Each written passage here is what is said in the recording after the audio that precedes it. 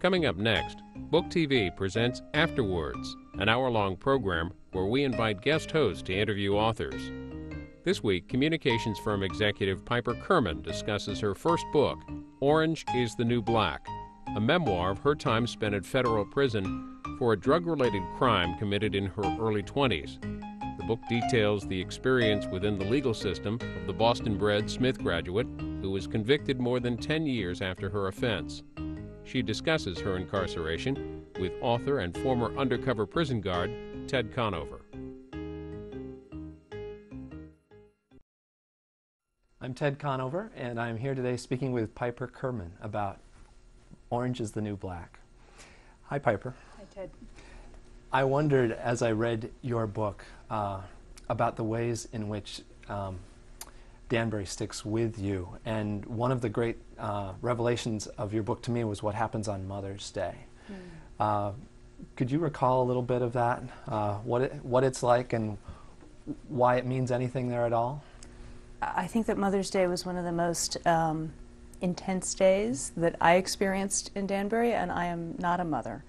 Of course, I've got a mom who came to visit me that day, and that was one of our most wonderful visits. My mother was an incredible source of strength during the entire legal proceedings, and certainly during the time that I was incarcerated. And one of the things that I really remember striking me when I was thinking back on my mom and Mother's Day in the course of writing the book was that I can't remember ever seeing my mother beaten by anything, and that really came through. I can only imagine that my legal travails were one of the most challenging things she ever experienced, but she was just an incredible source of strength for me. Mother's Day started, though, long before I saw my own mom in the visiting room.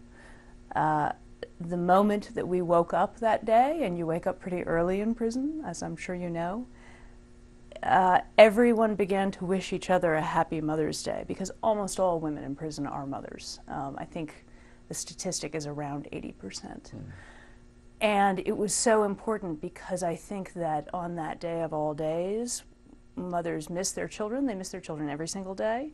But that's a tough day because you really confront whatever mistakes you've made as an individual that have put you behind bars on such an important day when you're supposed to be able to celebrate your relationship with your children. Many children, their families make tremendous efforts to get them up to the prison on Mother's Day.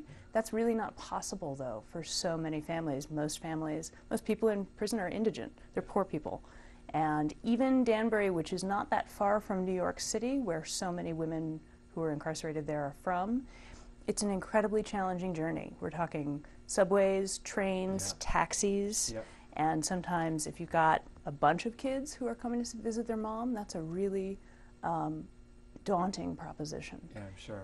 It's a huge barrier for family reunification, which is important for, again, that huge percentage of women prisoners who, when they do come home, and almost all of us are coming home, want to be reunified with their children, and their children want to be reunified with them. Right. I guess that question sort of started us in the middle. I know that before you arrived there, you had other things on your mind. I read your piece in the Lives column of the Times. Of it was this impending collision of two worlds, the comfortable middle-class college-educated world you came from and the tough world that prison is, especially in the popular mind, I think, a dangerous place for people from your background. And one of the things a reader is waiting to find out when you enter prison is, how bad is this going to be? Level. So for me, reading the book was starting with that expectation and then seeing that's not exactly the way it plays out for you. I don't think you got punched, am I right? I didn't get punched. Yeah. Nope. I didn't get slocked either. That's sort of the worst prison weapon I ever heard about in the course of the time that I was incarcerated, which is a lock and a sock, which is, a daunting weapon, but not one that I saw in use. More a legend for me. That's a huge fear, the fear of violence. is a fear that certainly my family and my friends had for me, and I certainly was afraid of violence myself, though the very limited amount of information I'd been able to gather about women in prison as opposed to, men in prison, indicated to me that maybe that might not be what I was facing. But still, I think that day that I self-surrendered, in Danbury, the main thing was just the massive uncertainty, the complete unknown. And I think for middle-class people who are not subject to the criminal justice system as often as poor people, it is a huge unknown. And so I had no idea what to expect. And the thing that was so shocking once I was finally processed in, which was a very scary experience, and once I was actually in the general population, as they say, among the other women, and a cacophonous, so many people. That's one of the things, prisons are so crowded that's one of the things that you immediately have to sort of adjust to, is just the crush of humanity.